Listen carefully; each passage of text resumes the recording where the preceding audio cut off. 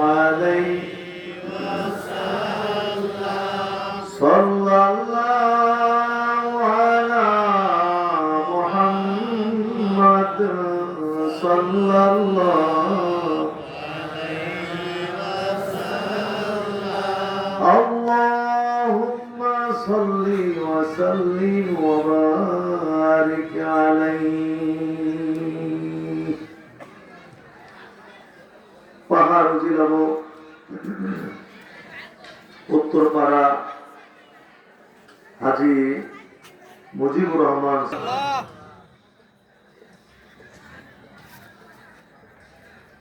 প্রতি সেকেন্ডে আমরা নেকি পাবো। ইসলামে নেকি অর্জন করা খুবই সহজ। আল্লাহ রাসূল সাহাবীদেরকে জিজ্ঞেস করলেন, কেহ যদি দৈনিক তার আমলনামায় 1000 নেকি সংগ্রহ করতে চায় তাহলে তোমরা কি অবাক হবে? সাহাবায়ে কেরাম বললেন যে আল্লাহ রাসূল 1000 নেকি দৈনিক আমলনামায়, এত অবাক কথা বলেছেন। দৈনিক 1000 নেকি একটি মানুষ কি করে তার আমলনামায় অর্জন করবে? আল্লাহ রাসূল বললেন যে তুমি অবাক হচ্ছ কেন? দৈনিক 100 বার সুবহানাল্লাহ পড়লেই তো আমলনামার মধ্যে 1000 নেকি। সুবহানাল্লাহ। না, এই 100 বার সুবহানাল্লাহ দৈনিক পড়া এটা আমাদের জন্য কি কঠিন নাকি সহজ? বাড়ি থেকে বাজারে যেতেই তো আপনি ইচ্ছা করলে 100 বার সুবহানাল্লাহ করতে পারেন কিনা? আমরা ইসলাম সম্পর্কে নলেজ না থাকার কারণে,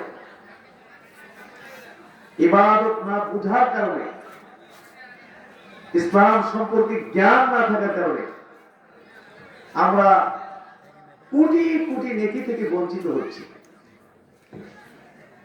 আমরা জানি না যে কিভাবে নেকি অর্জন করতে হয়। আমরা জানি না ইবাদত কারে কয়।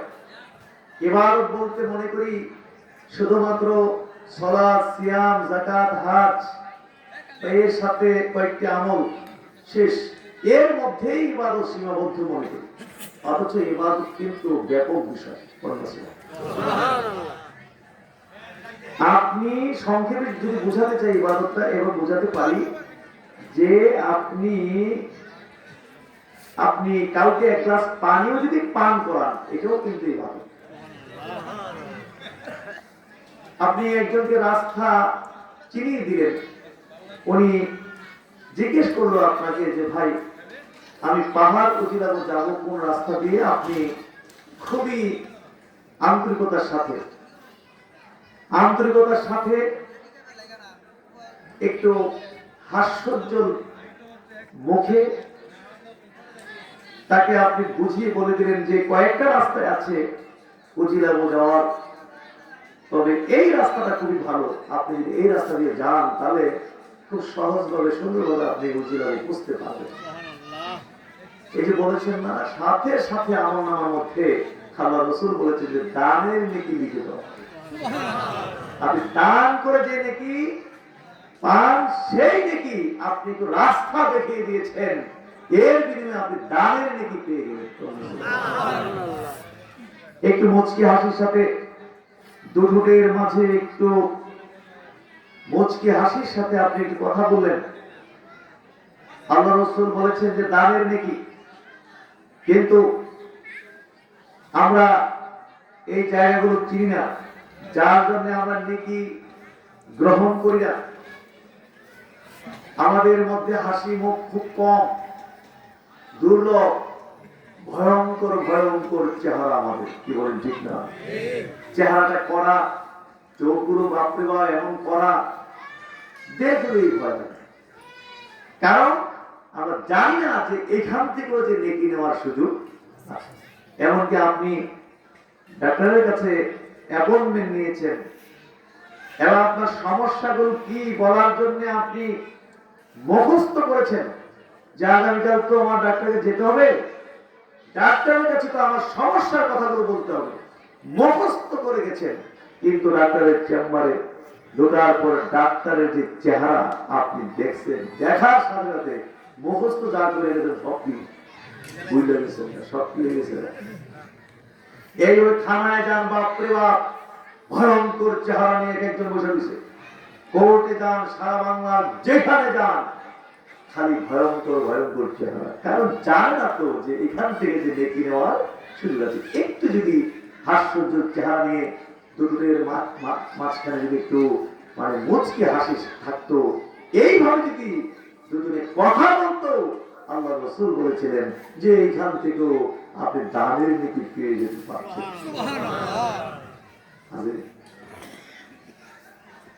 সহজ নেকি নেওয়া সহজ। কোরআনের একটি হরফ পড়লেন 10 নেকি। যে কোরআন থেকে, কিতাবুল্লাহ থেকে একটি হরফ পড়লো, তার আমলনামায় কয় নেকি? 10 নেকি। আল্লাহ রাসূল এমনি বললেন না, এরপর ব্যাখ্যা দিলেন। ব্যাখ্যা দিয়ে বলেন কি যে আমি বলছি না যে আলিফ লাম মিম একটি হরফ, বরং আমি কথা বলছি যে আলিফ একটি হরফ, লাম একটি হরফ, মিম একটি হরফ।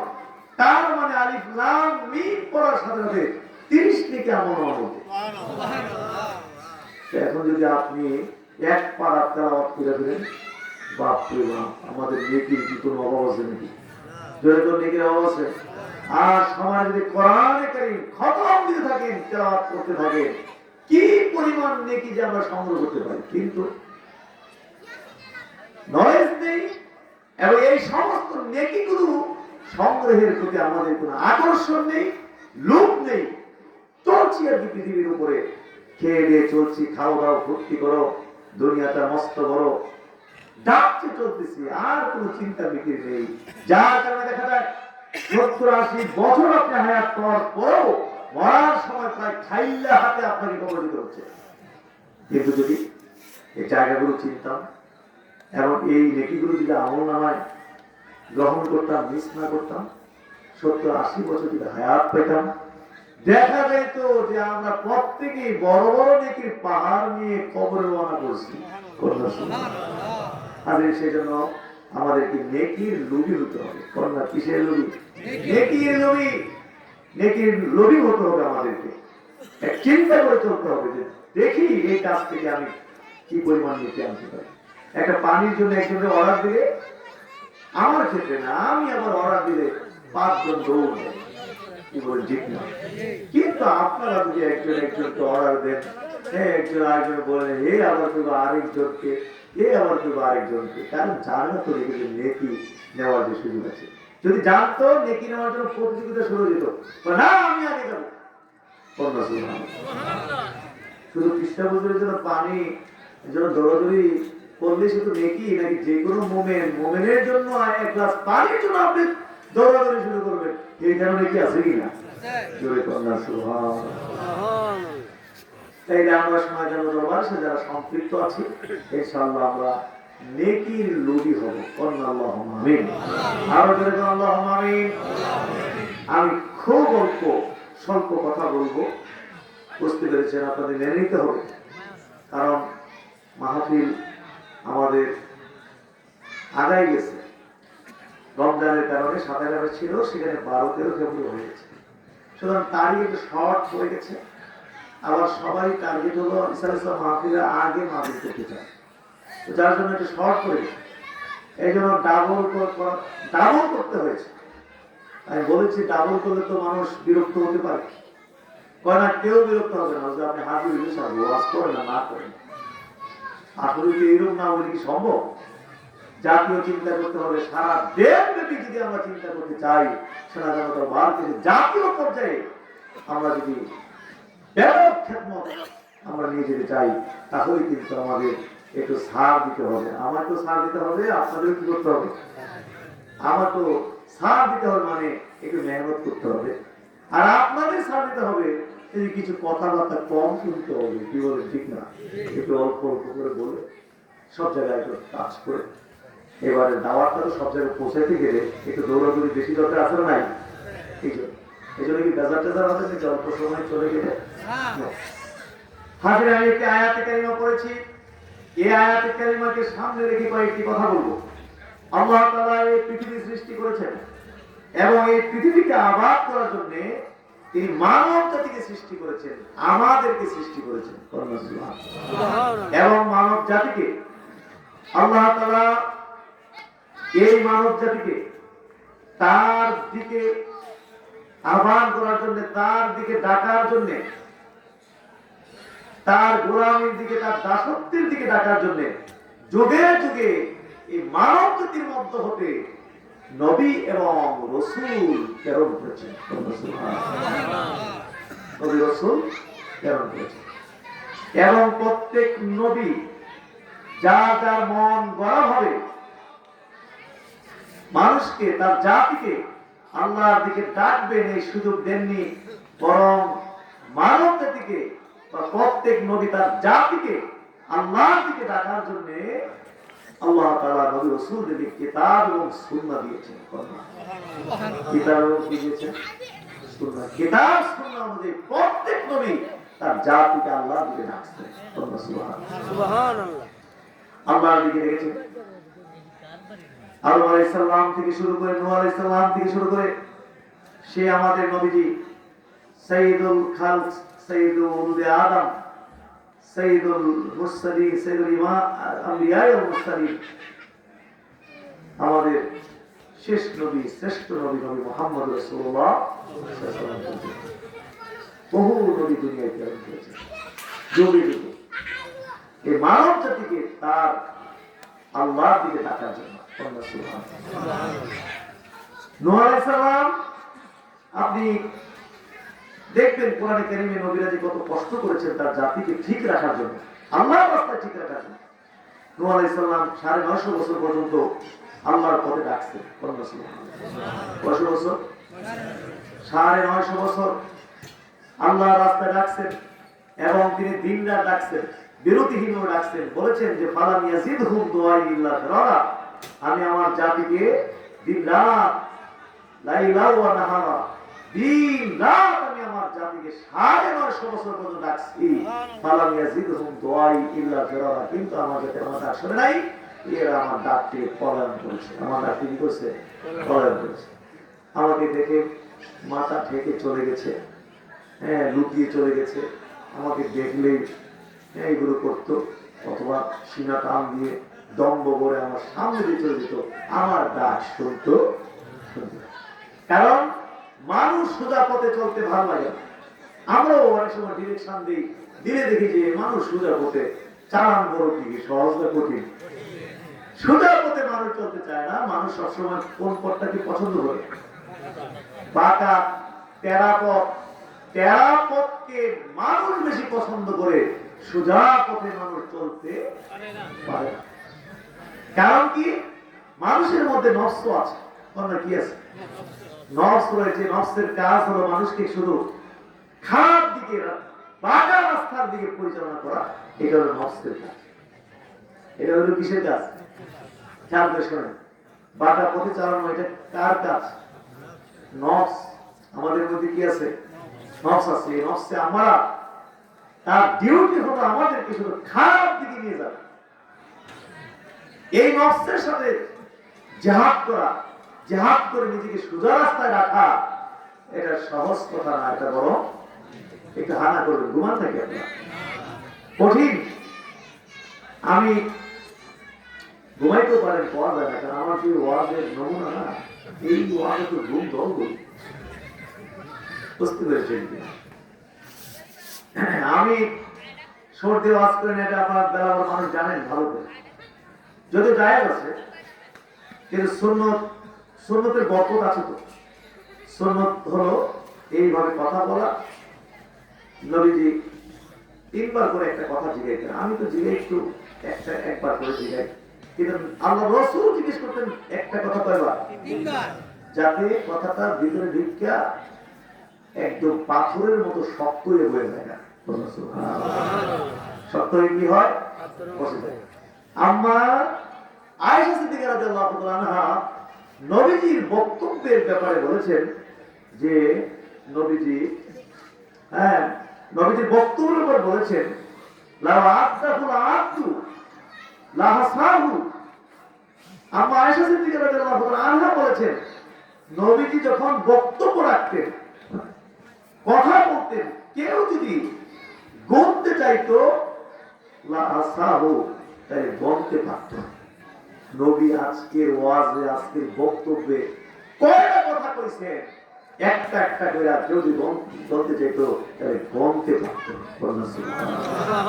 এইভাবে নবী কথা বলতেন যাতে কথাটা ভিতরে ঢুকে পাথরের মতো মজবুত হয়ে বসে যায়। জোরে কন্যা সুবহানাল্লাহ। কিন্তু সুর দিয়ে ওয়াজ করলে সাধারণত কি হয়, ভিতরে ঢুকতে চায় না, এগুলো কানের উপর দিয়ে চলে যেতে চায়, মাথার উপর দিয়ে চলে যেতে চায়। গান শুনে গজল শুনে 2 ঘন্টা ছেলেরা গান গজল শোনার পরে যদি জিজ্ঞেস করা হয় যে কি শুনেছ, বলে হ্যাঁ এটা তো কই থাকতাম না কি শুনছি, কিন্তু রসগোল্লার মতো কি লাগছে, মজা লাগবে, কি গেছে কই কানের উপর দিয়ে আর মাথার উপর দিয়ে চলে গেছে, ভিতরে কি হয় নাই, সে ঢুকে ভিতরে ঢুকে। সমস্যা হলো শ্রোতারা হলো 1 নম্বর সমস্যা, কারণ শ্রোতাদের সুর ছাড়া ওয়াজ শুনতে ভালো লাগে না। এই জন্য আলেমরা কি করবো, শ্রোতারা একটু ভয় হতো না লাগে, কি বলে ঠিক না, এই জন্য সুরটা আমি যেমনি ওয়াজ করি এইভাবে যদি অন্য বক্তা ওয়াজ করতো জীবনী বইয়ে থাকে তো ইন্টারনেটে কিনে আইসি চা খাই দিয়া দোকানের মধ্যে চা খাই, কিন্তু বিশাল হুজুরি নিয়ে তো পড়ছেন বিপদে। বিশাল হুজুর বছরে একবার আসে আমাদের এলাকায়, হুজুর আসলে আবার না যাই কেমনে, আবার আইসা পড়ে আরেক বিপদে, আইসা পড়ছে আবার হুজুর ফালাই দিও বা কে কেমনে আটক হয়ে গেছে। আর আমার সুযোগ হয়ে গেল কি আটকাইয়া আপনাদেরকে কিছু মেডিসিন ঔষধ দিতে ঢুকিয়ে দিতে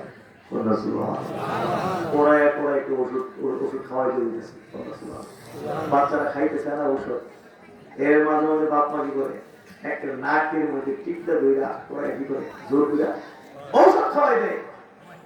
জোর করে খাওয়াইলো এই ঔষধ বাচ্চার পেটের ভিতরে গিয়ে কাজ করে কি করে না,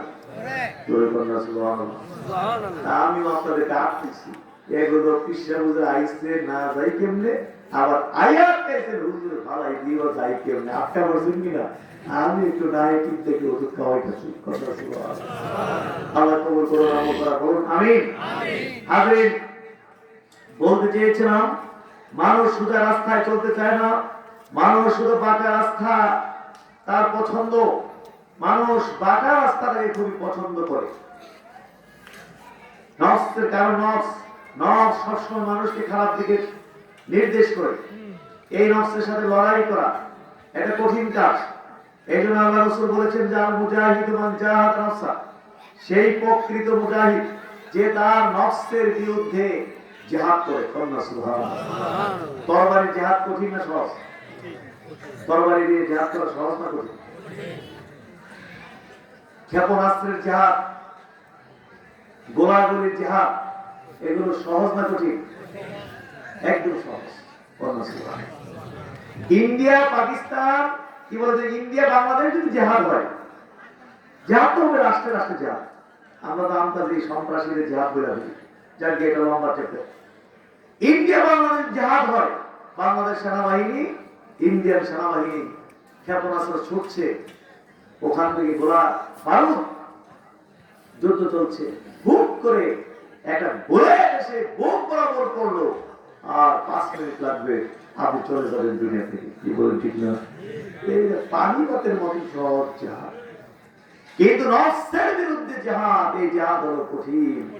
এই জিহাদকে জানার সুযোগ আছে, আপনার সামনে জানার সুযোগ চলে আসছে, ইচ্ছা করলেই জানায় লিপ্ত হতে পারে। পৃথিবীর কেউ কখনো জানতে পারবে না।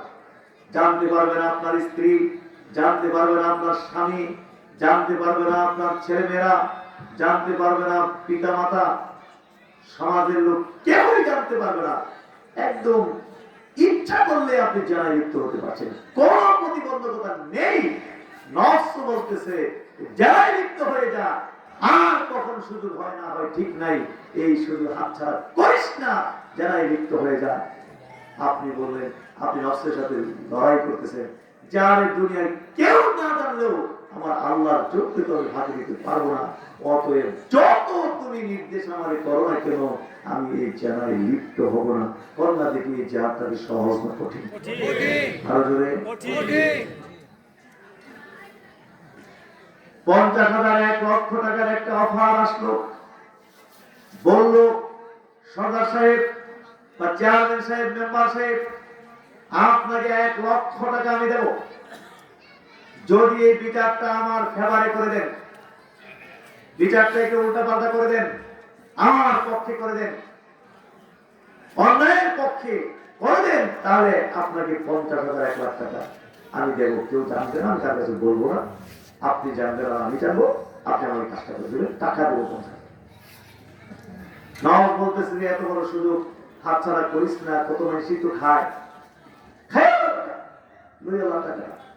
আপনি বললেন যে পৃথিবীর কেউ না দেখলো আমার আল্লাহ দেখবে, এই জুলুম, এই অবিচার আল্লাহ দেখবে, সুতরাং আমি যত কথাই বলবো আমি এই অন্যায় কাজ করতে পারবো না। অন্যদিকে এই জিহাদটা কি সহজ না কঠিন?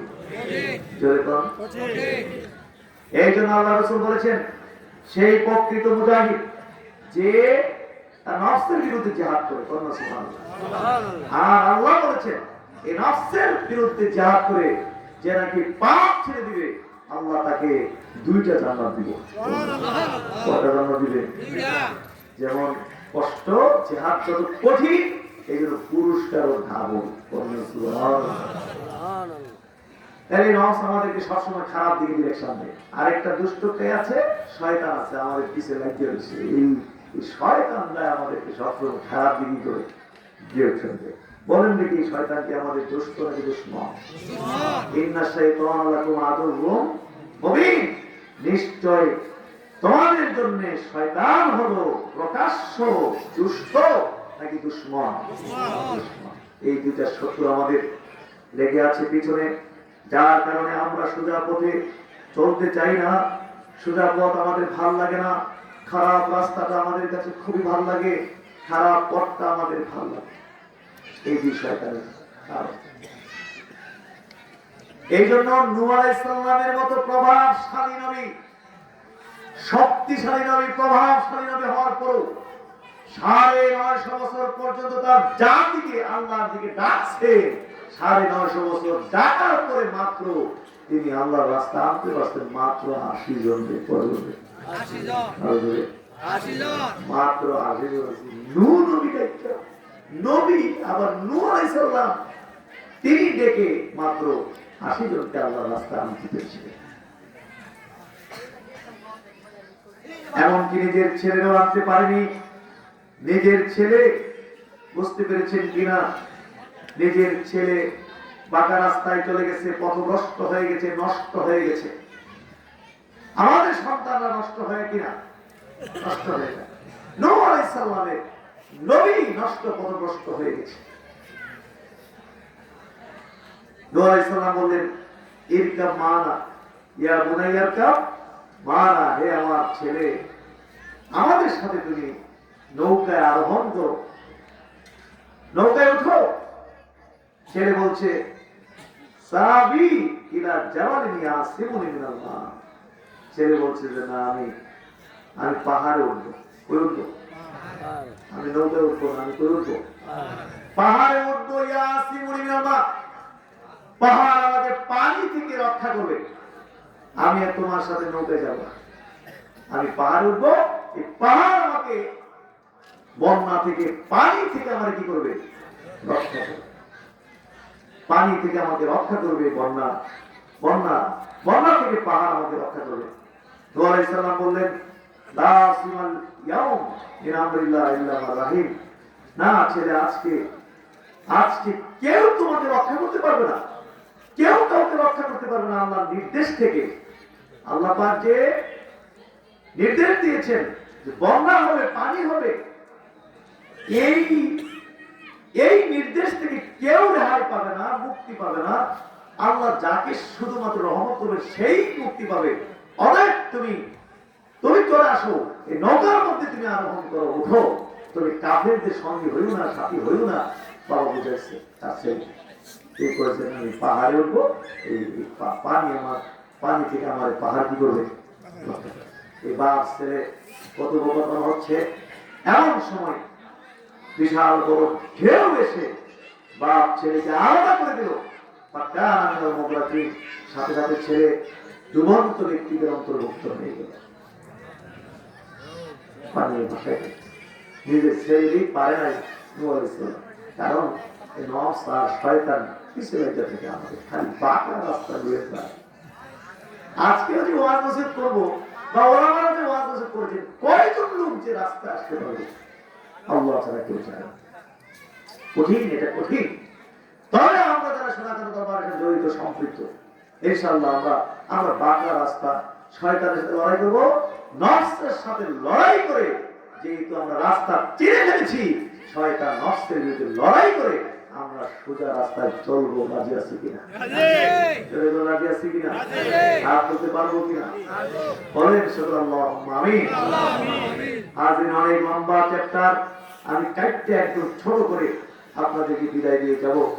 এইভাবে সমস্ত নবীরা মেহনত করেছেন, কিন্তু দেখা গেল খুব কম সংখ্যক লোকেরই তারা আল্লাহর রাস্তায় আনতে সক্ষম হয়েছিলেন। এইভাবে আমাদের নবী অনেক কঠোর মেহনত পরিশ্রম করছিলেন, কি ঠিক না? আমাদের নবী কম মেহনত করছেন? নো। অনেক লম্বা চ্যাপ্টার বলতে পারবো না। নবীজি মক্কায় কঠিন অবস্থা ছিল, এখান থেকে চলে গেলেন কালিমার দাওয়াত নিয়ে তায়েফে। ওখানে আশা করে গেলেন যে তিনজন লিডার, তায়েফের তিনজন বড় বড় লিডারের কাছে গেলেন, আশা নিয়ে গেলেন যে তাদেরকে আমি কালিমার দাওয়াত দিলে তারা কবুল করবে, আশা নিয়ে গেলেন। কিন্তু তারা গ্রহণ করলো না, প্রত্যাখ্যান করলেন। নবী মনে কষ্ট পেয়ে আবার মক্কার দিকে রওনা করেছেন, মরুভূমির উপর দিয়ে। এই নেতারা যুবকদেরকে লেলিয়ে দিয়েছে। নেতারা তো গুন্ডা পালে, কি পালে না, সন্ত্রাস পালে, গুন্ডা পালে, সন্ত্রাসী পালে। তখনও এরকম সন্ত্রাসী পালতো নেতারা। আল্লাহ রাসূলকে শুধু প্রত্যাখ্যান করেনি, এই নেতারা কি করেছে? এই নেতারা বুঝতে পেরেছেন কিনা, যুবকদেরকে লেলিয়ে দিয়েছে আল্লাহ রাসূলের পেছনে।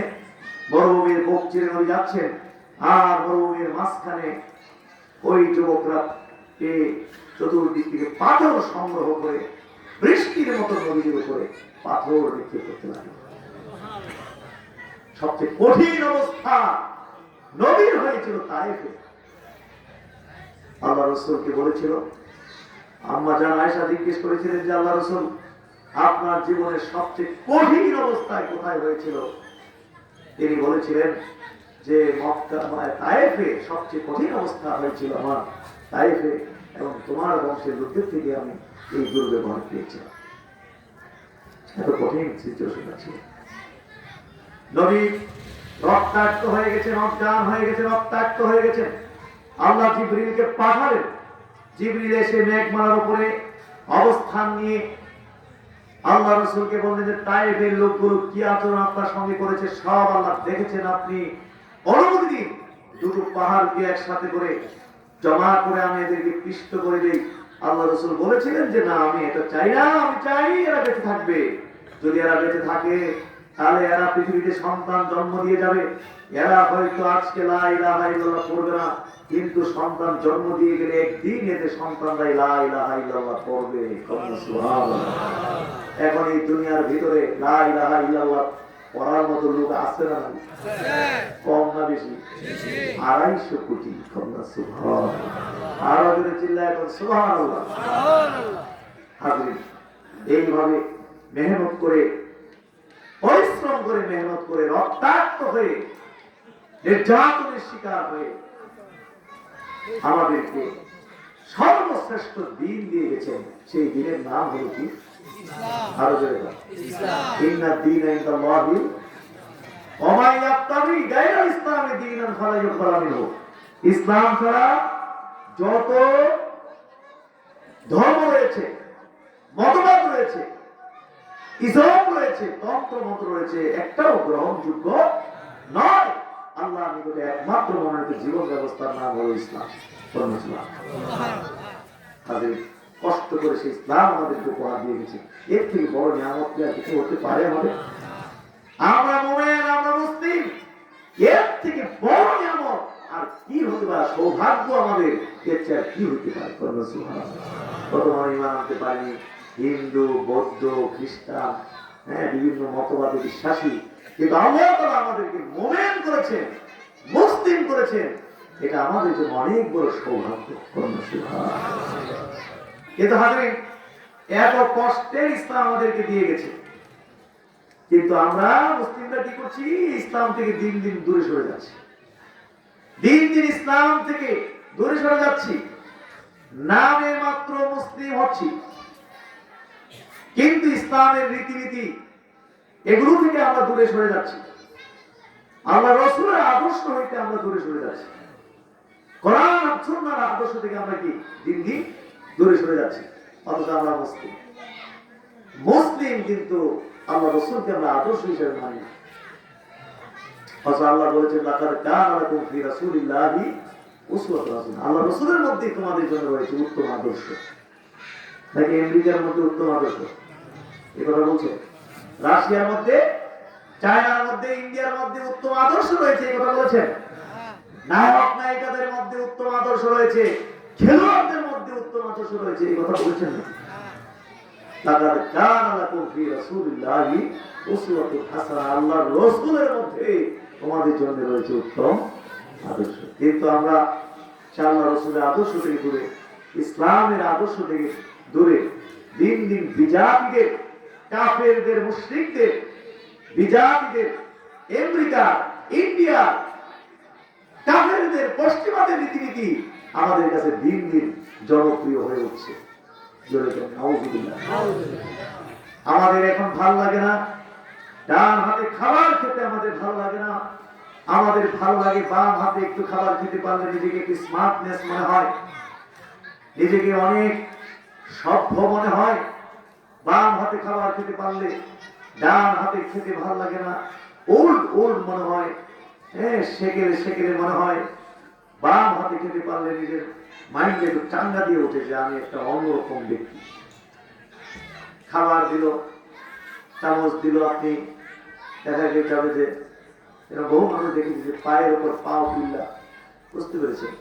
চামচ দিয়ে বাম হাতে চামচ দিয়ে চাপ দিয়ে উনি খাচ্ছেন, এরকম দেখেছি কিনা আমরা? পাপ সপ্তাহে কোন রকম ঠ্যাঙ্গের উপর ঠ্যাং পিল্লা, এমন ভাবে স্টাইলে খাচ্ছে, কেউ না সাথে আর কেউ লাগে না। পানি খাচ্ছে বাম হাতে, চা খাচ্ছে বাম হাতে, আবার ডান হাতে খাচ্ছে কি এই স্টাইলটা দেখছেন কিনা আপনারা? বাম হাতে চা, ডান হাতে কি সিগারেট। ভাব সপ্তাহের চায়ের কাপটা ধরার যে স্টাইল,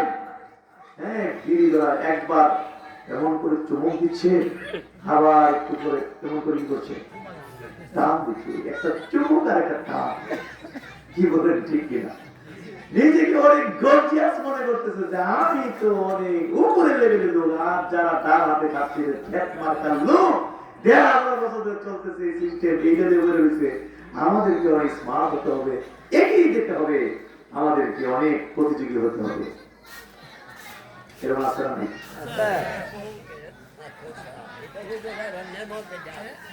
নিয়ামত তাহলে কি হাজরিন, আল্লাহ রাসূল আল্লাহ রাসূল ১৫০০ বছর আগে বলেছেন ইযা আকালা আহাদুকুম ফালিয়াকুল বিয়ামিনিহি ওয়া লিয়াশরাব বিয়ামিনিহি। আল্লাহ রাসূল বলেছেন তোমরা যখন কোনো খাবার খাবে, তুমি যখন কোনো খাবার খাবে, সেজন্য তোমাদের কেউ যখন খাবার খাবে সেজন্য কি করে ডান হাত দিয়ে খাবার খাবে। ওয়া লিয়াশরাব বিয়ামিনিহি, বিয়ামিনিহি, আর যদি কেউ পান করে সেজন্য ডান হাত দিয়ে কি করে পান করে।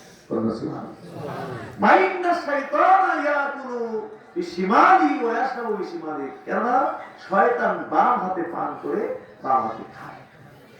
আমাদের কাছে পছন্দ হয়ে গেছে শয়তানের সিস্টেম। কার সিস্টেম পছন্দ?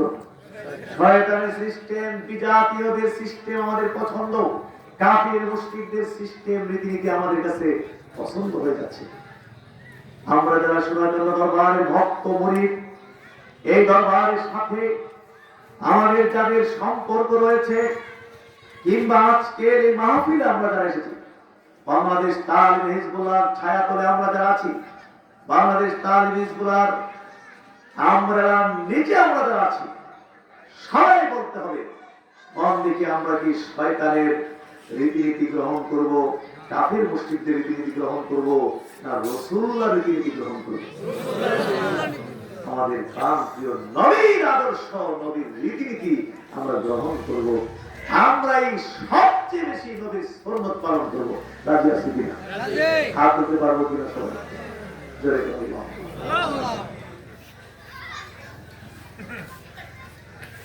মুসলমানদের কাফের মুশরিকদের রীতিনীতি পছন্দ, ইসলামের রীতিনীতি, রাসূলুল্লাহর কথাবার্তা রীতিনীতি এখন আমাদের কাছে পছন্দ নয়। মুসলমানের ছেলে মেয়েরা চলছে কাফেরদের রীতিনীতিতে। বুঝতে পেরেছেন কিনা? এরকম দেখেছি, পুরুষ নারীর বেশ ধারণ করে, নারী পুরুষের বেশ ধারণ করে, এরকম মুসলমান দেখছেন কিনা? নারী পুরুষের বেশ ধারণ করে মুসলমান আছে না? আবার পুরুষ নারীর বেশ ধারণ করে, এরকম মুসলমান আছে কিনা? বুঝতে পারবেন না এটা নারী না পুরুষ। ঢাকায় গেলে, ঢাকায় কেন গ্রামে গঞ্জে এখনই কালচার চলে আসতেছে। স্কিন টাইট জিন্সের প্যান্ট পরছে এখন আমাদের মেয়েরা, টাইট ফিট গেঞ্জি পরিধান করছে আমাদের মেয়েরা। বুঝতে পেরেছেন? আপনার তারপরে উপরে আপনার শোট কোট লাগিয়েছে, টাই লাগিয়েছে। বুঝতে পেরেছে? মাথার চুলগুলো কেটে পুরুষের মতো করে, আপনার কোনো অর্নামেন্ট নেই, আপনার কি কয় গহনা টহনা এগুলো নাকে এখন আর মেয়েরা পড়ে না, কানে দুল করে না। এই ওই অফিসে যাচ্ছে, মনে আপনার চিনতে অসুবিধা হবে, এটা কি লেডিস নাকি এটা জন্ডিস, কি বলেন ঠিক না? চিনতে হবে।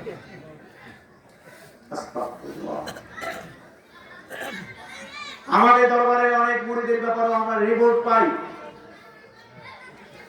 5 ওয়াক্ত নামাজ মিস নাই, তাহাজ্জুদ পর্যন্ত মিস নাই। নামাজ পড়তে পড়তে কপালে দাগ পড়ে গেছে, পাগড়ি বাবরি। বুঝতে পেরেছেন কিনা? বুজুর্গ সুফি, কিন্তু ওনার মেয়ে ঢাকা শহরে অর্ধনগ্ন হয়ে ঘুরে। ওনার এটা খারাপ লাগে না, আরো ইচ্ছা লাগে যে মাশাআল্লাহ আমার মেয়েটা বর্তমান যুগের সাথে তাল মিলিয়ে চলতে পারছে। খারাপ লাগে না? ছেলে মেয়েরা নামাজ পড়ছে না, বেসরা চলছে, যেমনি মন চায়, নামাজের খবর নাই, রোজার খবর নাই। হ্যাঁ, ওই বেসরা চলাফেরা করছে, কিন্তু ওনার কাছে এটা খারাপ লাগে না, বরং আরো ভালো লাগে। আল্লাহ রাসূল কিন্তু আপনাকে সুফি কয় নাই। আপনি সুফি নিজে দাবি করতে পারেন, কিন্তু আল্লাহ রাসূল কি কয় নাই? সুফি কয় নাই, বুজুর্গ কয় নাই। আল্লাহ রাসূল আপনাকে দায়ুস কইছে। কি কইছে?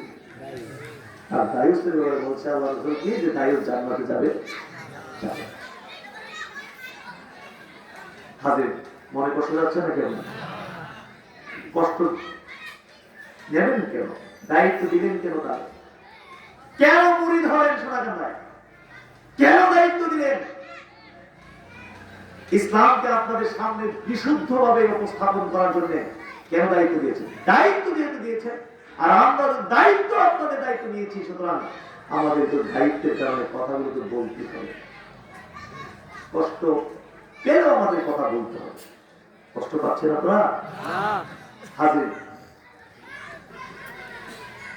দেখলাম আবার কি, পুরুষ নারীর বেশ ধারণ করছে, এই ধরনের পুরুষও কিন্তু এখন বাইরে হচ্ছে কিনা। ফেসবুকে দেখলাম একটা যুবক, সে নাকি বাংলাদেশের সবচেয়ে সুদর্শন পুরুষ হিসেবে নির্বাচিত হয়েছে। আমি পয়লা মনে করছিলাম যে ওই যে দোকানের মধ্যে যে প্লাস্টিক দিয়ে মানুষ বানায় খাড়া করায় কাপড় করায় রাখে, আমি মনে করছিলাম এই রোগী কোন একটা, পরে দিতে লড়ে নারী অরিজিনাল মনে হয়। কানের মধ্যে দুল পড়েছে এই যুবক সুদর্শন বলে। সি সি সি, মুসলমানদের রুচি এত নিচে যেতে পারে? আল্লাহ রাসূল কি বলবো, মুসলমান রুচি এত নিচে যায় কি করে? কানে দুল পড়েছে এই যুবক, হাতের মধ্যে ব্রেসলেট পড়েছে গোল্ডের, আপনার গলার মধ্যে মোটা চেইন পরে। বুঝতে পেরেছেন? ড্রেসটা লেডিস ড্রেস, আপনার ড্রেস পরে।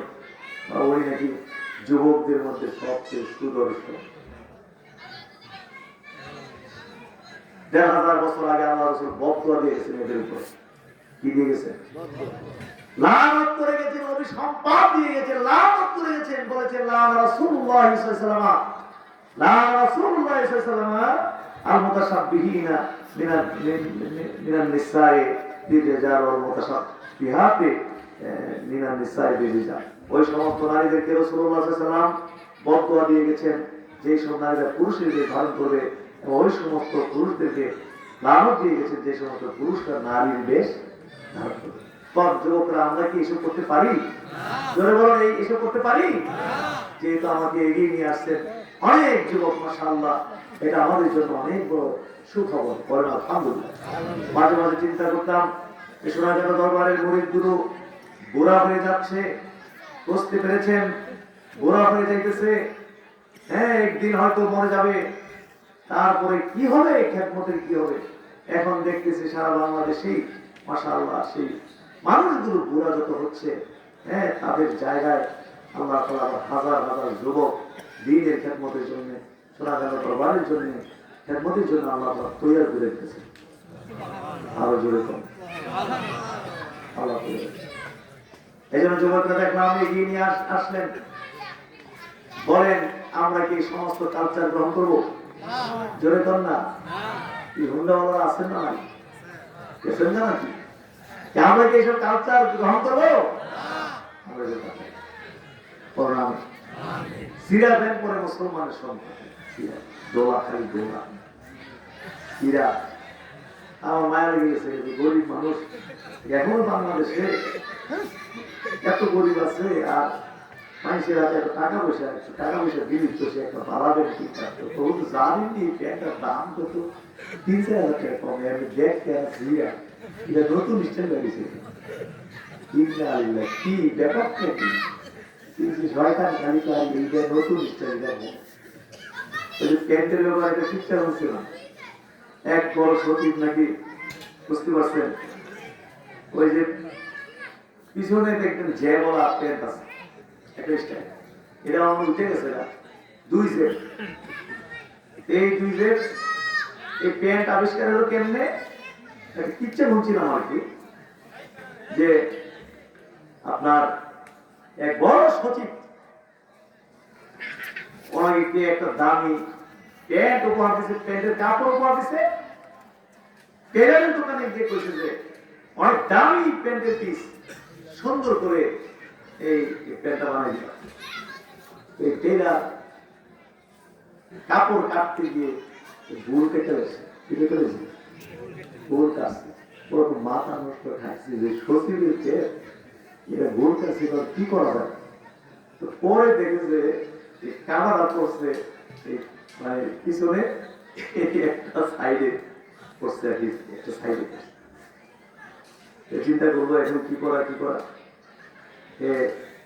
চিন্তা করে ভাই তাহলে কাজ করি, যদি একটা সাইডে যদি একটা হচ্ছে ঠিক এরকম করে আবার এই পাশে এটার উপরও আবার আরেকটা ঠিক এরকম করে একটা 2টা পকেট বানাইছে 2 পকেট বারে প্যান্ট বানাইছে। পরের সপ্তাহে গেছে, এরপরে এই প্যান্ট পরছে, পরার আর এটা কি এই 2 জেড রেখে বাবা ছাড়া নতুন স্টাইল বাইরেছি বা আপনি এরকম মান আইব পরছে কেমন আর বলেন কি আপনার এরকম মান। আচ্ছা আচ্ছা ঠিক আছে ঠিক আছে। এই যে পিছনে 2 পকেট বা প্যান্ট বাইরেছে এই নতুন স্টাইল, এর লেগে এমন বাইরে তুই তো সিরা প্যান্ট বাইরেছে স্টাইল, নোলা নোলা সিদ্ধ সিদ্ধ প্যান্ট। এই যে এখন মুসলমানদের কাছে প্রিয় বিজাতিদের রীতিনীতি এখন মুসলমানের কাছে কি হয়ে যাচ্ছে, আপনার সমকামিতা আপনি চিন্তা করতে পেরেছেন? সেই পশ্চিমা দেশগুলো থেকে সমকামিতা আমদানি করা হচ্ছে বাংলাদেশে, পুরুষে বিয়ে, নারীতে বিয়ে, এই কালচার বাংলাদেশে এবং অসংখ্য ফ্যামিলি এই ধরনের আপনার ঢাকাতে নাকি এরকম বাস করছে।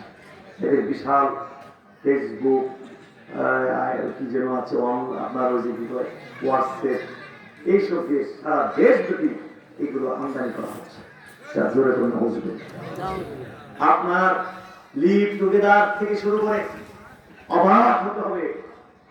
আজকে আমাদের ইমানের উপরে হামলা, আমাদের উপরে সামরিক হামলা না, সামরিক হামলার চেয়ে আরো মারাত্মক হামলা হলো আপনার ইমানের উপরে হামলা, আমাদের আখলাকের উপরে হামলা, আমাদের চরিত্রের উপরে হামলা। আর এগুলোর উপরে হামলা করে যদি ধ্বংস করে দেওয়া যায়, তাহলে মুসলমানদের কি করা যাবে? ধ্বংস।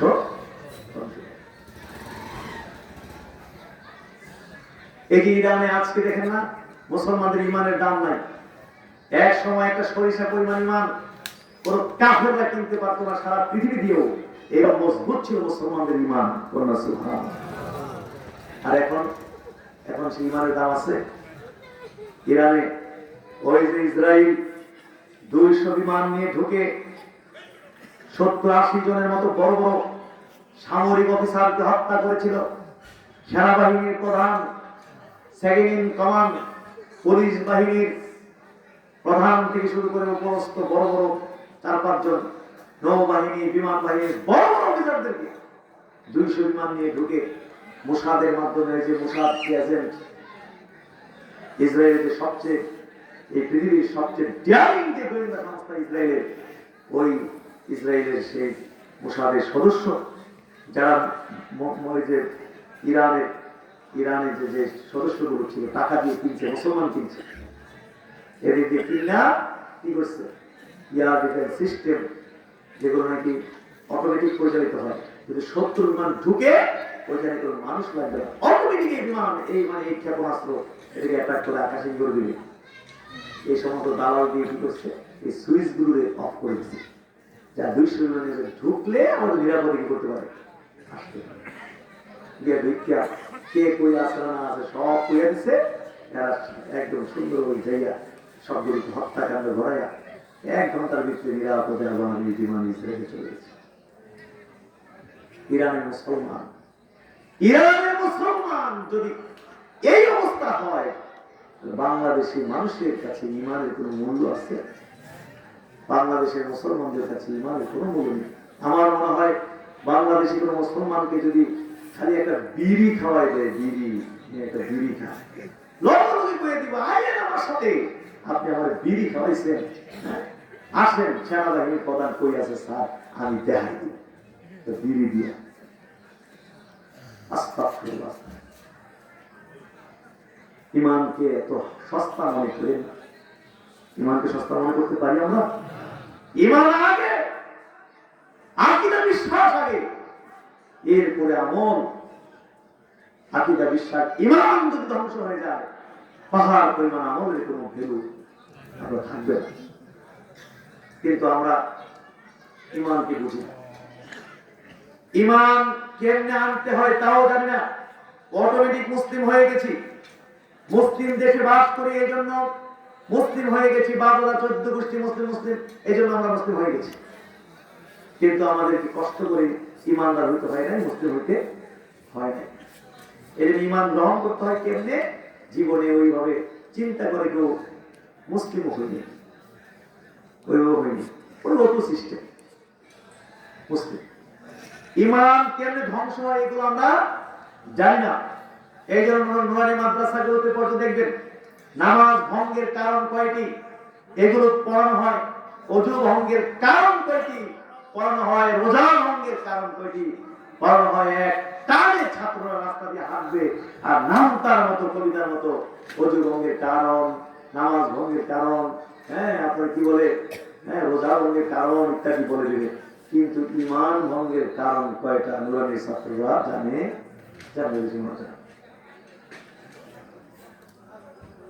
এই জন্য এদেশের মানুষের কাছে ইমানের কোনো কি নাই, দাম নাই। এই যে দেখেন না, বড় বড় ইসলামী লিডার, ইসলামী নেতা বলে, তারা মন্দিরে গিয়ে আপনার সামান্য ভোটের জন্য, হিন্দুদের সামান্য ভোটের জন্য, আপনার বুঝতে পেরেছেন কিনা, হিন্দুদের সামান্য ভোটের জন্য,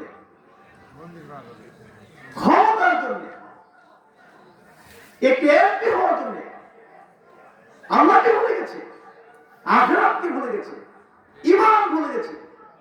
মন্দিরে গিয়ে, সেখানে গিয়ে আপনার গীতা পাঠ করছে, সেখানে গিয়ে পূজার অনুষ্ঠানে গিয়ে বলছে যে আল্লাহ তাআলা দীর্ঘদিন পরে আমাদেরকে পূজার অনুষ্ঠানে আসার তৌফিক দিয়েছেন, এই জন্য আল্লাহ শুকরিয়া আদায় করতেছে। আমার উপস্থিত যারা আছে হ্যাঁ আপনারাও কোন আলহামদুলিল্লাহ জোরে কর। এই জায়গায় এত আসতে করল না, আরো জোরে করতে বলছে রোজা পূজা একই মুদ্রায় একই রূপে, মুসলমানদের আযান আর হিন্দুদের উলুধ্বনি একই কথা। আশ্চর্য হয়েছে, আশ্চর্য। যারা সারা জীবন ইমানের ওয়াজ করলো, যারা সারা জীবন শিরক এবং কুফরের বিরুদ্ধে ওয়াজ করলো, বিদআতের বিরুদ্ধে ওয়াজ করলো, শিরক কুফরের বিরুদ্ধে ওয়াজ করে পীর মাশায়েখদেরকে টুকরা টুকরা করলো, ক্ষত বিক্ষত করলো, পীর মাশায়েখদের অন্তরগুলোকে ঝাঁঝরা ঝাঁঝরা করে দিল। 2 মিনিট ওয়াজ করতে না করতে নিয়ে ঠেল্লা তুলে দিচ্ছে এই শিরকের ওয়াজে পিশাবরা রূপে, কুফরের ওয়াজে পিশাবদের উপরে তুলে দিচ্ছে। আজকে অবাক লাগে দুনিয়ার জন্য আখিরাতকে ভুলে আল্লাহকে ভুলে এমপি হওয়ার জন্য, মেম্বার চেয়ারম্যান হওয়ার জন্য কিভাবে কিভাবে কিভাবে গিয়ে এই পূজার অনুষ্ঠানে গিয়ে ইমানটা ধ্বংস করে টাটকা কাফের হয়ে যেতে পারে। এক সেকেন্ড হয় এগুলো বলার সাথে সাথে টাটকা কাফের হয়ে গেছে, কি হয়ে গেছে? টাটকা কাফের, টাটকা মুশকিল হয়েছে। এই জন্য আমি বলেছি প্লিজ, এই জন্য আমি বলেছি যে আর কখনো আপনারা শিরকের ওয়াজ করবেন না, কুফরের ওয়াজ করবেন না। আপনারা শিরক কুফর এই বিষয় সম্পর্কে ওয়াজ করার অধিকার হারিয়ে ফেলেছেন।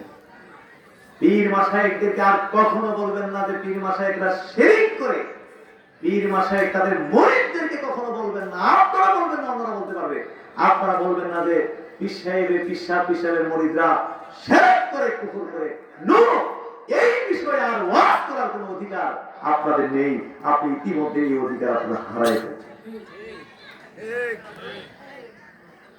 আলেম খারাপ হলে আল্লাহ রাসূল বলেছেন মানুষের মধ্যে সবচেয়ে খারাপ হলো যারা আলেমদের মধ্যে খারাপ, আর মানুষের মধ্যে সবচেয়ে উৎকৃষ্ট হলো যারা আলেমদের মধ্যে উৎকৃষ্ট।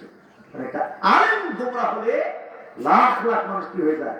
গোমরাহ হয়ে যায়। আমি যদি গোমরাহ হই, লক্ষ লক্ষ মানুষ, লক্ষ লক্ষ ভক্ত বলি আমার, তাদের সবাইকে আমি কি করতে পারবো? গোমরাহ করে ফেলতে পারবো। সেটা একটু জেনারেল লোক, সে যদি গোমরাহ হয় সে একলা গোমরাহ, কিন্তু আমি যদি গোমরাহ হই লাখ লাখ মানুষ কি হবে? গোমরাহ। আল্লাহ রাসূল বলেছেন মানুষের মধ্যে উৎকৃষ্ট যারা আলেমদের মধ্যে উৎকৃষ্ট, মানুষের মধ্যে নিকৃষ্ট যারা আলেমদের মধ্যে নিকৃষ্ট। দয়া করে প্লিজ এই ক্ষমতা আমাদেরকে শেষ করেছে। ক্ষমতার লোক মুসলিম জাতির ধ্বংসের কারণের মধ্যে একটি কারণ হলো ইসলাম সম্পর্কে অজ্ঞতা, আর মুসলিম জাতির অধঃপতনের আরেকটি কারণ হলো ক্ষমতার লোভ। কিসের লোভ? ক্ষমতার। মানুষকে অন্ধ বানিয়ে ফেলে, আখিরাতকে ভুলিয়ে দেয়, পরকালকে ভুলিয়ে দেয় এই ক্ষমতার লোভ, ক্ষমতার লোভ।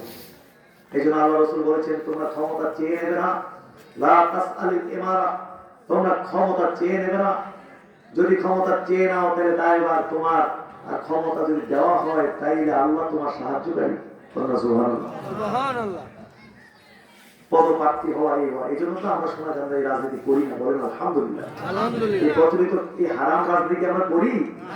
এই যে কাফেরদের যে তরিকা রাজনীতি চলতেছে, আমেরিকার তৈরি করা সিস্টেমের যে রাজনীতি, গণতন্ত্র, এই রাজনীতিকে আমরা করি নাকি? আমরা করি। কারণ এটা মালিক আমেরিকা তৈরি করছে, আমেরিকা তৈরি করছে মুসলমানদেরকে ধ্বংস করার জন্য। এই গণতন্ত্র দিয়ে মুসলমানদের কি করছে? ক্ষমতা থেকে ধ্বংস করছে। ১,৫০০ বছর ১৪০০ মুসলমানরা শাসক ছিল এই পৃথিবীতে। তারা এইগুলো আবিষ্কার করার পরে এইগুলো দিয়ে মুসলমানদের ধ্বংস করছে। আজকে কাফেররা সারা পৃথিবী চালায়। ১০০ বছর আগে মুসলমানরা এইভাবে পৃথিবী চালাইছে। তারা এই তন্ত্র মন্ত্রগুলো দিয়ে মুসলমানদেরকে ধ্বংস করে ক্ষমতা হয়ে গেছে। মুসলমানদের কারা? কাফেররা যুক্তরাষ্ট্রে সারা পৃথিবী চালাইছে। বাংলাদেশ তারাই তো চালাইছে। বাংলাদেশ কারা চালায়? ডক্টর ইউনূস চালায়, হাসিনা খালেদা চালায় নাকি? না, আমেরিকা। এই জন্য কয়েকদিন পূজা দিতে গেছিলেন আমাদের ডক্টর ইউনূসে। বিএনপির মির্জা ফখরুল ইসলাম আলমগীর, জামাতে আব্দুল্লাহ তাহের, এনসিপি সহ ১০০ নেতা নিয়ে গেছে আমাদের প্রধান উপদেষ্টা ইউনূস সাহেব। ওই আমেরিকায় গেছে, কারণ যে নাকি গণতন্ত্রের মালিক, পূজা দিয়ে না হলে তো রাজনীতি নিজে তুলে দিবে। জায়গা মতো বুঝাইতে হবে, কারণ মালিক হচ্ছে তারা। এই দেশে নির্বাচন হবে না হবে, নির্বাচন সুষ্ঠু হবে না অসুষ্ঠু হবে, এই দেশ এই যুগে আমাদের আমরা এইটা বুঝবো, এটা বাবা হয়েছে না খারাপ হয়েছে। আমেরিকার কি আমেরিকা দিয়ে আইয়া সেটা দেখে যে নির্বাচন ঠিক হয়েছে না ঠিক হয়েছে, কারণ মালিক কেরা আমেরিকা, তাদের নজরে সারা পৃথিবী বয়ে লয়ে গেছে। যাই হোক, এই ক্ষমতা, এই সিস্টেমের ক্ষমতা আমরা চাই না। আলহামদুলিল্লাহ, কারণ এগুলো অন্ধ হয়ে যায়। দেখবেন অনেক নেতা নামাজ পড়ে শুধু মানুষের দরে নামাজ পড়ে, আসলে অন্তরের মধ্যে আল্লাহর ভয় নাই, কবরে ভয় নাই। এই জন্য একজনে কইছে যে হুজুর দেখবেন রাজনীতিবিদ সব না, রাজনীতিবিদ এরা জীবন ওজু যায় না, মরার আগ পর্যন্ত, জন্মের করতে মরার আগ পর্যন্ত কি ওজু যায়। একটা প্রোগ্রামে গেল যে নামাজের কথা যদি কেউ পরিবেশ যদি করে দেয় তো স্যার নামাজ পড়বেন, হ্যাঁ আল্লাহ ওজু হচ্ছে মানুষের দরে আমি কি করি নামাজ পড়ি। ক্ষমতা মানুষকে অন্ধ বানাই দেয়, ক্ষমতা মানুষকে ধর্মহীন বানাই দেয়, ক্ষমতা মানুষকে কাফের বানাই দেয়, ক্ষমতা মানুষকে নাস্তিক বানাই দেয়। এবং প্রায় তারাই বিএনপি বলেন, আওয়ামী লীগ বলেন, জামাত বলেন, এই বলেন সেই বলেন, ক্ষমতার এত লোভী, ইমানের কোন মূল্য তাদের কাছে, আখিরাতের কোন মূল্য তাদের কাছে। জোরে বলেন আমাদের কাছে ক্ষমতা বড় না ইমান বড়? আরো জোরে বলেন ক্ষমতা বড় না ইমান বড়? ক্ষমতা বড় না আকীদা বিশ্বাস বড়? ক্ষমতা বড় না আখিরাত বড়? ক্ষমতা বড় না আল্লাহ আল্লাহর রাসূল বড়? এইসব রাজনীতি যদি করতাম, আমাদের ফ্যামিলি 2-4-5 জন এমপি মন্ত্রী এই পর্যন্ত আমাদের পরিবারে হইত।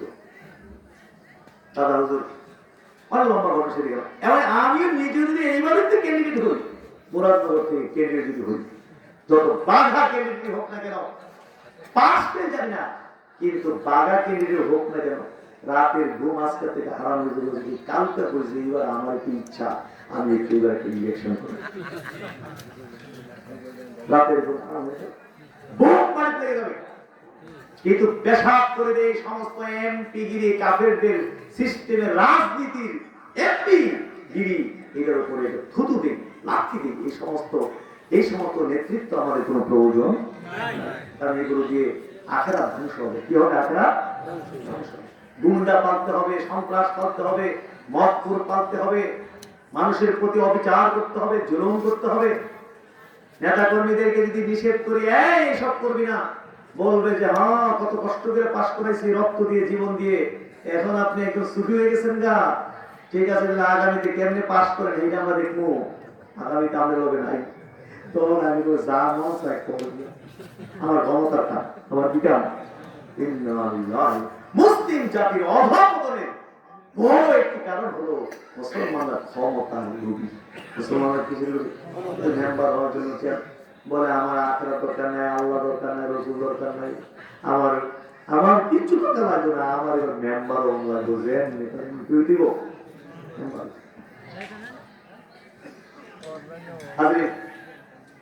কি বলতে গিয়ে কোন দিকে চলে গেছে আসলে আমি হারিয়ে ফেলেছি, আমি মূল জায়গায় আসতে পারতেছি না, ভুলে গেছি। হাজরিন, তাহলে এই কথা আমি শেষ করে দেবো। আমি বলেছি যে আমি এখানে আজকে ওইরকম কোনো ওয়াজ করতে যাবো না।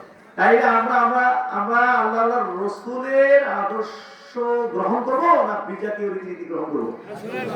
আরো জোরে বলুন, কার রীতিনীতি, কার আদর্শ? আমেরিকার আদর্শ, পশ্চিমাদের আদর্শ, রাশিয়ার আদর্শ, চায়নার আদর্শ, ইন্ডিয়ার আদর্শ, নায়ক নায়িকাদের আদর্শ, খেলোয়াড়দের আদর্শ? লাকাদ কানা লাকুম ফি রাসূলিল্লাহি উসওয়াতুন হাসানাহ, তোমাদের জন্য আল্লাহর রাসূলের মধ্যেই রয়েছে উত্তম আদর্শ। সুবহানাল্লাহ।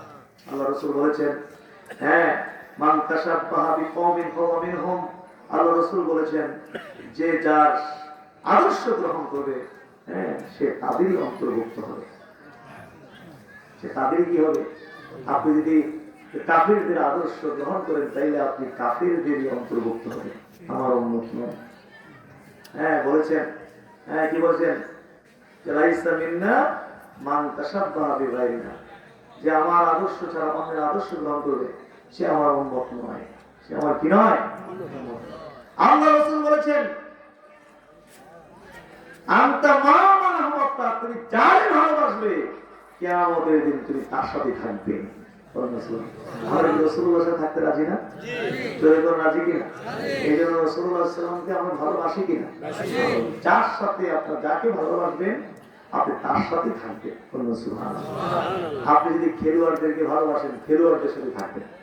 আপনি ম্যারাডোনার থাকবেন, আসলে থাকবেন। বাংলাদেশের মুসলমান ওরে বাপে খেলা যখন শুরু হবে কিসের নামাজ রোজা ঈমান আল্লাহ পরকাল উস থাকে না, খালি দরকার খেলা, খালি দরকার কি খেলা। নায়ক নায়িকার জন্য পাগল, নায়ক নায়িকার জন্য পাগল। নায়ক কেমনে হাঁটে, কেমনে কথা কয়, কেমনে চুল কাটে, কেমনে অনুসরণ করে। কিন্তু রাসূলুল্লাহর রীতিনীতি আমাদের কি লাগে না? ভালো লাগে। একটা খেলোয়াড় কেমনে চুল কাটে, কেমনে ড্রেস পরে, এগুলো আমাদের কি ভালো লাগে। চুলের যে কত স্টাইল আছে আল্লাহ বানিয়ে কি করতে আইছে। চুল দেখে মাথায় মাথায় চুল লাগবে, ভালো একটু আগে দিয়ে বড় রাখতে হবে, মাথা কামাই গেছে ব্যাপার কি কয় না। এটা ওই নাম মাথা চুল্লা খেলোয়াড় আছে নাকি, ওই দেখা যাবে যে কোনো না কোনো খেলোয়াড়ের অনুসরণ করতে গিয়ে মাথা কি করেছে কামাই গেছে। আবার দেখা যাবে যে এই দিক দিয়ে 3 তলা 4 তলা চুলটা হেমে দেয় কি করে দেখলে ডর করে, মাঝে মাঝে রাস্তার ডর করে চিন্তা গেলে চুল কাটা নমন এরকম কাজ। মুসলমানের চেহারা থাকবে কত সুন্দর, নূর থাকবে চেহারার মধ্যে। মুসলমানের চেহারা আবার বাপ মায়ের চেহারার মতো কেন? বাঙালির দেখা যায় বাপ মায়ের মতো, কি বলে দেখা যায় বার্মিজ স্টাইলের হয়ে গেছে। এটা রুচিশীল হতে হবে। চুলগুলো রাখেন আপনি সুন্দর করে রাখেন, রাখতে পারেন, সুন্দর ইসলামে আছে, বুঝতে পেরেছেন? এটা সুন্দর করে রাখেন না, কিন্তু এদিকে এই করেন সেদিকে সেই করেন, পুরা চুল সামনে এরকম ঝুঁকির মতো চলে আসছে, পিছে নাই। আল্লাহু আকবার, স্টাইল এলে মাথা নষ্ট হয়ে যায়। এগুলো সব বিদেশি রীতিনীতি গ্রহণ করছে। নো, আমরা ইনশাআল্লাহ এগুলো করবো না। কি বলেন? ঠিক আছে কিনা? যুবকরা বলেন, আপনারা কি বলুন? বুড়ারা কি করবো? বুড়ারা কি এই স্টাইল দরকার হবে না? যুবকরা বলেন, কি বলেন? আমরা আমাদের রাসূলুল্লাহর তরিকা গ্রহণ করতে রাজি আছি কিনা? রীতিনীতি আদর্শ গ্রহণ করতে রাজি আছি কিনা? বলেন সকল আল্লাহুম্মা আমিন। হাজরিন, আমি আজকে আর কথা বলতে পারছি না, আমি আর যে একটু বলতে হবে। ওদেরকে বলেছি যে আমি আইসা অল্প কথা খালি দেখা করবো। এবার আমি এবার আর ওয়াজ পাস করতাম না, আমি খালি দেখা করবো আর একটু দোয়া করে দেবো। এতে খুশি থাকতে হইব। দাঁড়াবার মানুষ আপনারা বলেন কি এতে খুশি থাকবেন কিনা? বলেন সকল আল্লাহুম্মা। তাই ইনশাআল্লাহ নামাজ আদায় করবেন, রোজা পালন করবেন, বুঝতে পেরেছেন কিনা? হজ পালন করবেন, বিশেষ করে 5 ওয়াক্ত নামাজের হেফাজত করবেন। এটা হলো কন্টিনিউ ডিউটি। রোজা তো হলো বছরে 1 মাস, রোজা আরো কয়েক মাস আছে বাকি। ওই গত বছর আসছিলাম 1 মাস, মাঝখানে আর কোনো নেই, এই আসতেছে 1 মাস রাখবো, শেষ 1 বছরের বিদায়।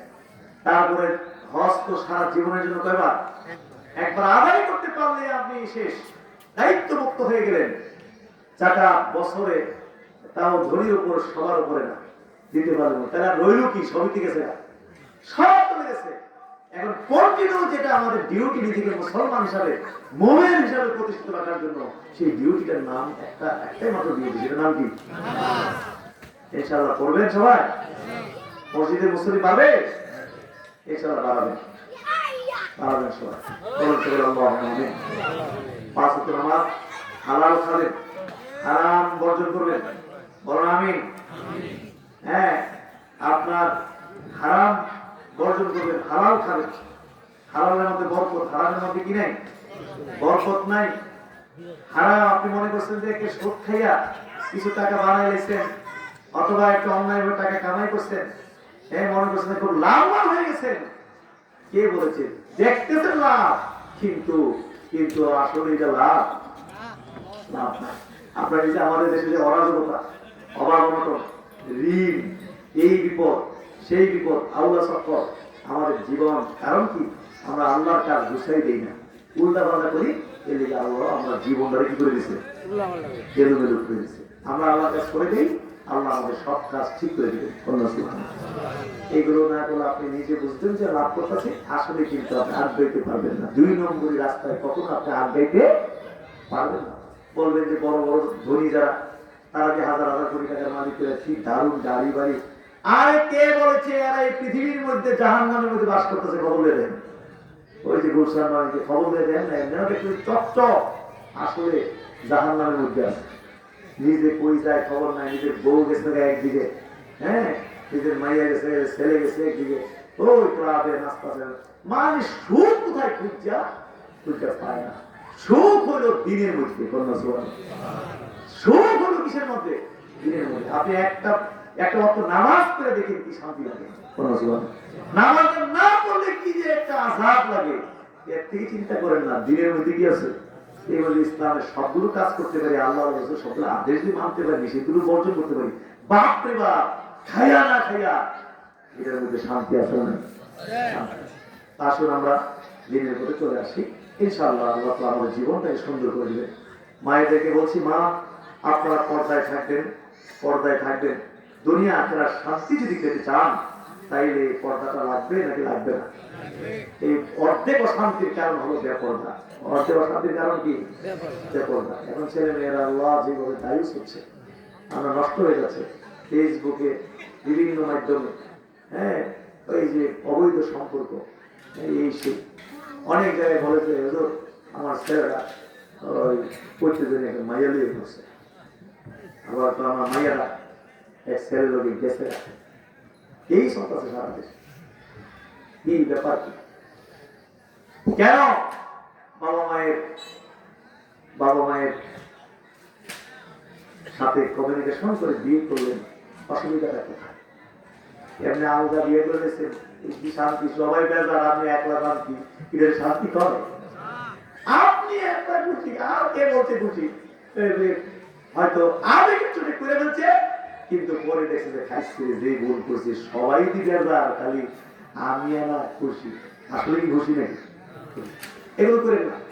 হ্যাঁ, আপনার চয়েস থাকলে আপনার বাবা মাকে বলতে পারেন যে অমুক জায়গায়, হ্যাঁ, অমুকে আত্মীয় ওখানে করতে চাই, সেটা আপনার বাবা মাই ম্যানেজ করে দেবে।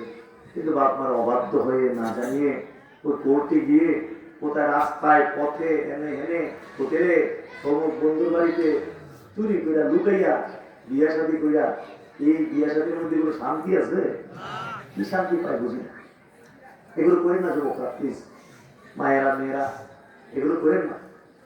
বাবা মা আশা করে যে আমার ছেলে উপযুক্ত হয়ে বিয়ে করাবো, আমার মেয়েটাকে সুন্দর করে বিয়ে দেবো, একটু অনুষ্ঠান হবে, মেহমান আসবে, সমাজের মধ্যে একটু সম্মান নিয়ে আমি চলতে পারবো, মাথা উঁচু করে।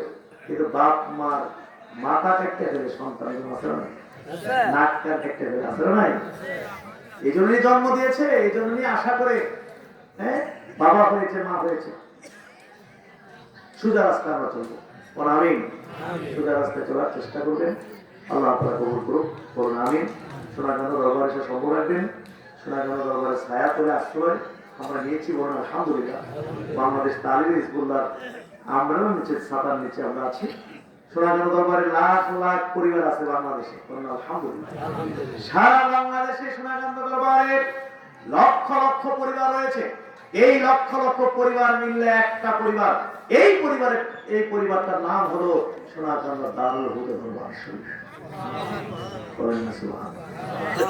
আমাদের নিজে শুধু দরবার গেলে হবে না, ফুল প্যাকেজ চিন্তা করতে হবে এখন।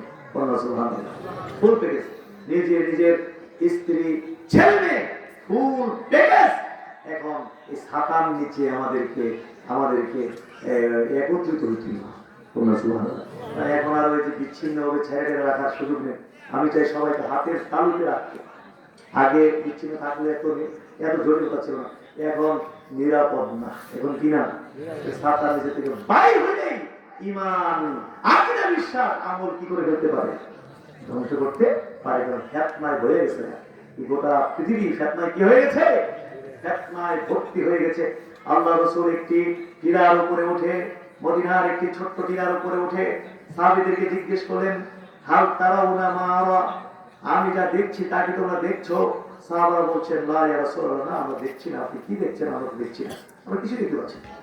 তাই বুঝে গেল আল্লাহ রাসূল এমন কিছু দেখতেন যেটা সাহাবারা দেখতো না। সুবহানাল্লাহ। এটা আল্লাহ তাআলার পক্ষ থেকে নবীর উপর স্পেশাল মর্যাদা।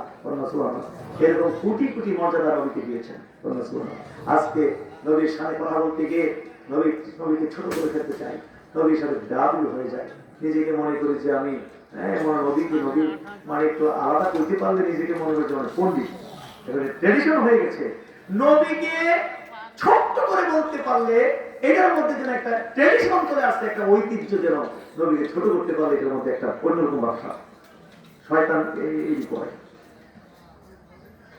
আমি যা দেখছি তা কি তুমি দেখছো? না আল্লাহ রাসূল, আপনি কি দেখছেন? আমরা দেখছি না। আল্লাহ রাসূল বলেন, আমি দেখছি আওয়াল ফিতান, আওয়াল ফিতানা তাকাউ খেলারা বুয়ুতিকুম তাওয়াকাইল মাদার। আমি দেখছি মদিনার ঘরগুলোর উপরে, মদিনার আমি দেখছি তোমাদের বাড়ি ঘরগুলোর উপরে ফিতনা পতিত হচ্ছে। ফাইনাল ফিতানা তাকাউ, তোমাদের ঘরগুলোর উপরে ফিতনা পতিত হচ্ছে।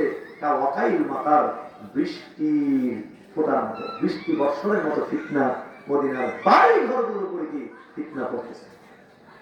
ফিতনা যখন পড়ে, বৃষ্টি যখন পড়ে, তখন কি শুধু চালে পড়ে? চালে পড়ে, বেড়ায় পড়ে, গ্রিলে পড়ে, গ্লাসে পড়ে, এইভাবে ফিতনা পতিত হচ্ছে। এখন এই ফিতনা আসে না? সকালে মোমেন, আমি বলেছি ফিতনা এমন হবে, যখন সকালে মোমেন হবে, বিকালে কি হবে? কাফের হবে। আবার বিকালে মোমেন হবে, সকালে কি হবে? কাফের হবে। খুন খারাপি বেড়ে যাবে, বেড়ে যাচ্ছে না? কত খুন খারাপি! এখন মানুষ মারা কি সহজ না কঠিন? পানিবাতের মতো। মায়া দয়া, এই রাজনীতি আমাদের মায়া দয়াকে এমন ভাবে ধ্বংস করেছে। এখন গরু ছাগলের মধ্যে মায়া দয়া আছে, কিন্তু মানুষের মধ্যে কি নেই? এই রাজনীতি আমাদেরকে সব ধ্বংস করে দিয়েছে। মায়া দয়া নাই, মানুষ পিঠে মেরে ফেলতেছে, কুমাইতেছে, আর মুসলমান চতুর্দিক থেকে আপনার ভিডিও করতেছে, তামাশা দেখতেছে, ভিডিও করছে, আর মনে মনে ভাবছে যে এইভাবে যদি কোপটা দিত তাইলে আমার ভিডিওটা আরো জমজমাট হইতো, এইটা যদি সাইজ করে ছেড়ে দিতে পারতাম তাইলে আমার ভিউজ বিজনেস হইতো, আমার ব্যবসা হইতো, ভিউজ বিজনেস হতো। কিন্তু ডলার পাইতাম। নাটক দেখে মানুষ কুমায় মেরে ফেলতেছে, রক্ষা না করে ভিডিও করে। গরু ছাগলের মায়া আছে, কিন্তু মানুষের কি নাই? মায়া নাই। এই রাজনীতি 20 লাখ মানুষ খুন করছে স্বাধীনের পর থেকে এই পর্যন্ত। আপনি হিসাব করে দেখবেন 20 লক্ষ মানুষ খুন করেছে, গুম করেছে। কেস মামলা, কোটি কোটি মানুষ বাড়ি ছাড়া, ঘর ছাড়া, আড়া জঙ্গলে গিয়েও যান বাঁচাইতে পারেনি। রাজনীতি একটা নষ্ট নোংরা। তাহলে এই কথা, এই ফিতনা থেকে আমাদেরকে বেঁচে থাকতে হবে। এই জন্য আমাদেরকে ছাতার নিচে আশ্রয় নিতে হবে। সুবহানাল্লাহ। এই যে খুনাখুনি বাচ্চা না, জোরে করে আমাদের দর করতেছে, এই যে সামনে ইলেকশন আইতেছে, আমি তো এখানে বলি যে খুনাখুনি দিবস আইতেছে। কি দিবস আইতেছে? জাতীয় খুনাখুনি দিবস আসতেছে। এই যে চিটাঙ্গে সংগ্রাম সেদিন কোন ক্যান্ডিডেট প্রার্থী আপনার প্রচার কার্যে বের হয়েছে, ওই সন্ত্রাসী গুলি করছে, 2-3 নম্বরের হাসপাতাল আছে, ময়ূর হয়ে গেছে, এই শুরু হয়েছে। দেখবেন সারা বাংলাদেশে এই রাতে কত মানুষ খুন করে। আল্লাহ হেফাজত করবো। আমিন। জোরে করে আল্লাহ আমিন। এগুলোর সঙ্গে জড়িত হবে না। ফেতনার সময় ঘরে থাকতে বলা হয়েছে। আল্লাহ রাসূল বলছেন ফেতনার সময় কি থাকবা? ঘরে থাকবে, নির্জনতা অবলম্বন করবে। বুঝতে পেরেছেন কিনা? কথা কম কইবে, কথা কম করবেন, বেশি কথা কইবেন না। কথা কম বলতে বলা হয়েছে। আল্লাহ রাসূল বলেছেন যে পারলে ভালো কথা কইবা, নাহলে চুপ থাকবা। আর বাঙালি কথা কই কম না বেশি? বিশ্বের মধ্যে জরিপে দেখা গেছে বাঙালি পৃথিবীর মধ্যে সবচেয়ে গণকথা কয়। বাঙালি কি করে? গণকথা। এই যে হজে গেলে দেখবেন বিদেশি প্যাসেঞ্জার তারা মিশতে ফ্লাইটে ওঠার জন্য কোনো আওয়াজ নাই, শব্দ নাই, আস্তে আস্তে মিনমিন করে কথা বলছে, লাগেজ পত্র টানছে তুলছে। আর বাঙালি যে লেগে দাঁড়াইছে, আল্লাহু আকবার, এই খপ করে এদিকে দৌড় মারে, এদিকে দৌড় মারে, এই লাগেজ নিয়ে দৌড় মারে, কি করে না করে। আর বিদেশিরা দেখে আসে, তো দেখো বাঙালি কথা শুনে, বাঙালি গেল গেল গেল গেল গেল মানে গণকথা পায়। স্মার্ট হইতে হবে আমাদের, হিসাব নিকাশ করে কথা বলতে। বক্তারা স্টেজ বাইরে এই যে কোটি কোটি কথাবার্তা বলে, কোরআনে আছে কিনা, হাদিসে আছে কিনা, জেনুইন কিনা, কোন বিচার করে না, সমানে কথা বলে। নো, এইটা চ্যানেল আইন, এটা বাংলা ভীষণ, এটা কি বলে যেন যমুনা টিভি ইত্যাদি যে চ্যানেলগুলো রয়েছে, এর থেকে আরো মারাত্মক এটা চ্যানেল। এই চ্যানেলটা আরো এই জন্য ওই চ্যানেলগুলোতে কথা বলতে একটু যাচাই বাছাই কম হতে পারে, কিন্তু এই চ্যানেলটাতে কথা বলতে গেলে কিন্তু 10 বার চিন্তা করে কথা বলতে হবে যে আমি যে সংবাদটা এখন প্রচার করব এটা জেনুইন কিনা। আল্লাহ রাসূল বলেছেন, আমার নামে আমি বলিনি, কিন্তু আমার নামে বলেছে, সে তার জায়গা জাহান্নামে করলো। সে তার জায়গা কোথায় করলো? এই জন্য এগুলো করবেন না। রাজনীতি মিছিল মিটিং, লাফালাফি ফালাফালি এই সমস্ত কিছু যাবেন না। এটা ফিতনা। আল্লাহ রাসূল বলেন ফিতনার সময় ঘরে থাকবে, ফিতনার সময় কথা কম কইবে। ডিরেকশন দিয়ে দেয় নির্বাচনের আগে, নির্বাচনী ডিরেকশন আমার পক্ষ থেকে, এগুলো করবেন না। কলেজ বলে আল্লাহুম্মা আমিন। এই কথা আরো অনেক কথা ছিল, আর বললাম না। তাই ইনশাআল্লাহ রাসূলুল্লাহ সাল্লাল্লাহু আলাইহি ওয়াসাল্লাম আদর্শ অনুযায়ী আমরা জীবন যাপন করবো। সকলে আল্লাহুম্মা চোখ বন্ধ করেন। ইসমে জাতের একজন জিকির, এক জিকিরটা আর কলমা শুনে জিকিরটা হলো আমি আমার কালবে দিন পর্যায়ে আমার পর্যায়ে পিছতে বলে কালবে ছিল আল্লাহ তাআলা দিন চালাতে হবে। আমাদের বিসমিল্লাহ। আল্লাহ আল্লাহ আল্লাহ আল্লাহ আল্লাহ। একটু বন্ধ করেন।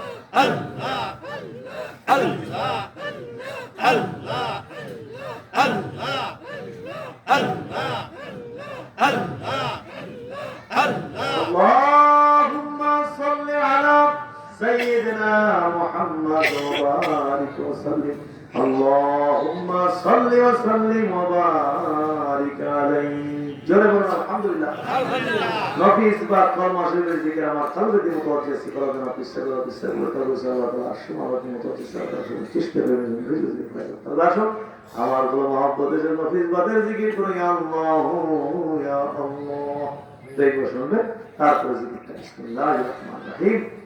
লা ইলাহা ইল্লাল্লাহ লা ইলাহা ইল্লাল্লাহ লা ইলাহা ইল্লাল্লাহ লা ইলাহা ইল্লাল্লাহ লা